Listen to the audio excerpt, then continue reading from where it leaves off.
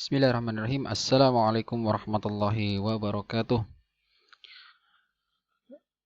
Marhaban li Fasrul Rabi. Selamat datang kepada anak-anakku kelas 4 siswa-siswi SD di Jabal Nur di pelajaran Iqra Halqah yang ketujuh, part yang ketujuh. Pada part yang ketujuh kali ini kita akan melanjutkan pembahasan kita pada hukum nun sukun dan tanwin. Pada pembahasan yang lalu kita sudah membahas tentang idhar halqi atau bacaan yang jelas dan tidak boleh didengungkan, dan itu pun ada 6 huruf, yaitu huruf hamzah, a, ha, kho, dan kho. Maka pada pertemuan kali ini kita akan melanjutkan pembahasan kita masih tetap pada pembahasan hukum nun sukun dan tanwin, namun pada nomor yang dua, yaitu pada idgham bi gunnah. Apakah idgham bi gunnah itu? Idgham bi gunnah adalah yaitu apabila nun sukun atau tanwin seperti kemarin ya, in, an bertemu dengan salah satu huruf idgham bi gunnah, yaitu ya, nun, mim, waw, atau kalau disingkat dari yan, mu, seperti itu. Adapun untuk bacaan idgham bi gunnah adalah dia harus dimasukkan ke huruf idgham tersebut dan didengung sebelum melanjutkan ke bacaan hurufnya. Jadi dimasukkan ke hurufnya, kemudian didengung terlebih dahulu, setelah itu baru dibaca huruf idgham tersebut. Lalu bagaimanakah caranya supaya kita bisa memahami hukum idgham bi gunnah? Mari kita lanjutkan ke contoh-contoh idgham bi gunnah yang ada 4 huruf tadi. Baik. Yang pertama, situk. Yang pertama adalah nun sukun atau tanwin bertemu dengan ya. Contohnya, tanwin bertemu dengan huruf ya. Biasanya dalam Al-Quran itu sudah ada tertanda dengan huruf pada huruf idgham bi gunnah, yaitu ya, nun, mim, waw ini ada tasydidnya di dalam mushaf kita semuanya. Nah, di sini ha dhammah tanwin bertemu dengan ya, maka dia harus dimasukkan ke huruf ya, artinya nun sukunnya, n-nya itu dihilangkan ya. Tanwin itu kan dia huruf double, yang mana kalau kita baca mesti ada n-nya. Kalau ini dhammah tanwin berarti un. Nah, n-nya itu dihilangkan, langsung masuk ke huruf ya-nya, masuk ke huruf yang tertasydid, kemudian ya, didengung terlebih dahulu. Saya akan berikan contoh. A'udzubillahi minasyaitonirrajim. Silahkan disimak ya, karena nanti ini akan menjadi tugas kalian semuanya. A'udzubillahi minasyaitonirrajim. Wujuhu yawma idzim musfirah.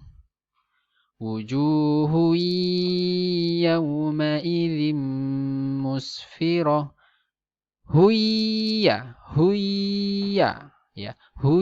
Yawma idzim Zim musfiroh. Ini mim juga ya. Harusnya di sini contohnya ya, di nomor 3. Tapi karena ini bergandengan ayatnya, hukumnya dua ini bergandengan, maka tetap Ustaz bacakan. Dan ini juga sama hukumnya idgham bi gunnah, yaitu dengan mim sukun. Dengan mim. Tanwin bertemu dengan mim. Contoh kedua. Nun bertemu dengan ya. May yahdillahu fahuwal muhtadi. Man yahdillahu fahuwal muhtadi. Contoh nomor 2. Nun sukun atau tanwin bertemu dengan huruf nun. Contoh yang pertama. Ya Musa lan nasbira ala ta'amin wahid. Lan nasbira, nun sukun bertemu dengan nun. Lan nasbira ala ta'amin wahid. Contoh yang kedua, wa qulu hittatun naghfir lakum. Hittatun naghfir lakum. Wa qulu hittatun naghfir lakum. Contoh yang ketiga yaitu bertemu dengan huruf mim. Thullatum minal awwalin. Thullatum minal awwalin. Contoh yang kedua, fi jidiha hablum mim masad. Fi jidiha hablum mim masad. Ya, ini ada dua sama ya. Tanwin bertemu dengan huruf mim dan nun sukun bertemu dengan huruf mim. Semuanya dibaca idgham bi gunnah atau dimasukkan ke huruf mim ini, kemudian didengung terlebih dahulu sebelum baca huruf mim ini, didengung dulu lum mim masad. Contoh yang terakhir yaitu dengan idgham bigunnah waw. Ya, salah satu huruf idgham bigunnah itu waw. Contoh pertama, miu waliyyu wala nasir. Nun sukun bertemu dengan miu waliyyu wala nasir. Contoh kedua, yauma tabyaddu wujuhu wa taswaddu wujuh. Yauma tabyaddu wujuhu wa taswaddu wujuh.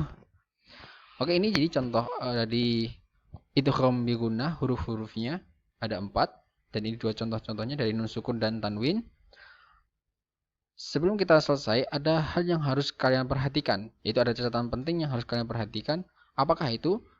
Bahwasanya tidak berlaku hukum idgham bigunnah pada 4 kata berikut. Yang pertama, ad-dunya, shinwanun, qinwanun, bunyanun.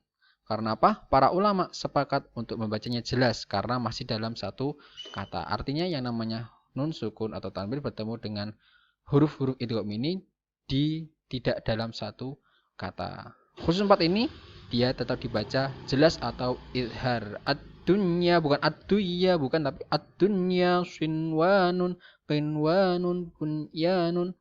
Baik anak-anak sekalian, demikian untuk pelajaran Iqra pada pertemuan kali ini, yaitu idgham bigunnah. Silakan kalian pahami dan kalian pelajari. Kalau sudah kalian pahami, silakan kalian kerjakan tugas, yaitu mengikuti bacaan contoh idgham bigunnah. Kemudian kalian rekam dan kalian setorkan ke pengampu kalian masing-masing. Terima kasih, cukup dari Ustadz. Wassalamualaikum warahmatullahi wabarakatuh.